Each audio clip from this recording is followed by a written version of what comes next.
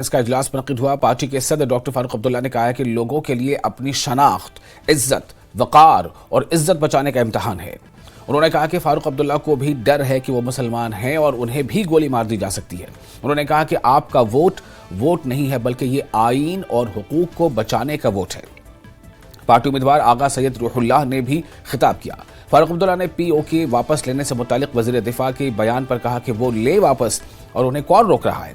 फारूक अब्दुल्ला ने पुंछ हमले पर कहा कि वज़ीर दाखिला दफा 370 को दहशतगर्दी का जिम्मेदार करार दे रहे थे। फारूक अब्दुल्ला ने कहा कि अब 370 नहीं रहा, मगर दहशतगर्दी जारी है और रोज हमारे जवान शहीद किए जा रहे हैं। डिफेंस में सर कह रहे हैं तो करें, हम कौन से रोकने वाले हैं? हमें तो पहुंचेंगे नहीं। ये भी याद रखे वो कि वो भी चूड़ियां पहने हुए नहीं है, ये याद रखिए। उनके पास भी एटम बम है, ये याद रखिए। और अफसोस किया है कि वो एटम बम हमारे ऊपर ही गिरेगा। मैं समझता हूँ ये बहुत अफसोसनाक मामला है।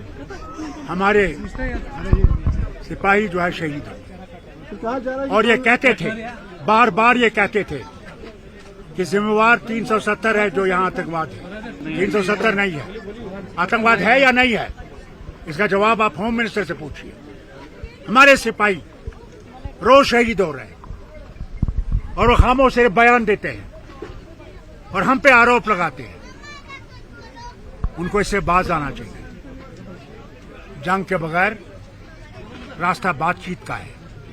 जब ये चीन से, जो हमारे 2000 कनालों पे बैठा हुआ है, चीन से 19 दफा ये बात कर सकते हैं और चीन हिल नहीं रहा है बल्कि आगे आ रहा है, कि उनसे बात क्यों नहीं कर सकते? क्या ये मारना दौड़ना बंद हो जाए और हम अमन से रह सकें? और उमर अब्दुल्ला ने पुंछ मामले पर रद्द-ए-अमल देते हुए कहा है कि वो इसे सिक्योरिटी के नाकामी नहीं कहेंगे, बल्कि ये यहाँ की हकीकत है। उमर अब्दुल्ला ने कहा कि वो कहते रहे हैं कि दहशतगर्दी खत्म नहीं हुई है, बीजेपी वाले हकीकत बताने को तैयार नहीं है। दहशतगर्दी अब उन इलाकों में भी हो रही है जहाँ दहशतगर्दी नहीं थी। उमर अब्दुल्ला ने कहा कि पुंछ हमला इस बात का सबूत है कि हालात मामूल से बहुत दूर हैं। उमर ने कहा कि पाकिस्तान हमारा पड़ोसी और हमें उम्मीद है कि दोनों ममालिक की हुकूमतें बातचीत का माहौल बनाएंगी। उमर ने कहा कि बीजेपी हर पहलू से नफरत फैलाने की कोशिश कर रही है और मुसलमानों को निशाना बनाया जा रहा है। मैं इसको सिक्योरिटी फेलियर नहीं कहूंगा, ये यहाँ की हकीकत है।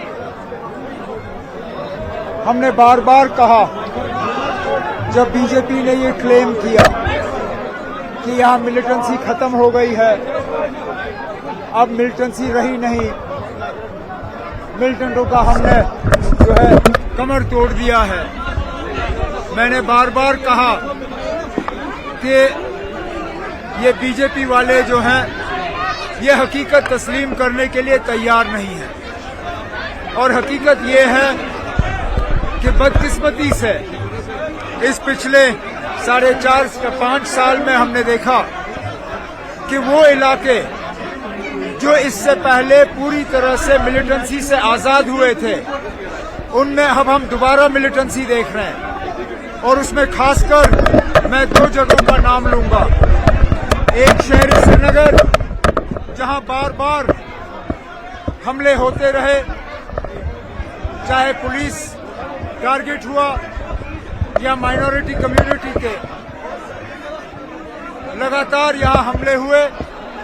और उसके साथ साथ रजौरी पुंछ का जो इलाका है, मेरे दौरे हुकूमत में इस इलाके को लगभग पूरी तरह से मिलिटेंसी से आजाद किया हुआ था।